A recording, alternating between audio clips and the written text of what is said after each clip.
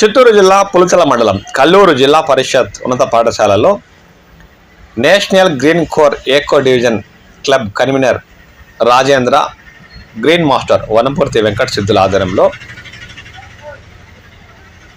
చుక్క నీటి కోసం మొక్క నాటుదాం, పరిసరాల పరిశుభ్రత పాటిస్తే పర్యావరణ పరిరక్షణకు మన వంతు బాధ్యతగా పనిచేద్దాం అనే నినాదంతో మొక్కలు నాటే కార్యక్రమం ఏర్పాటు చేశారు.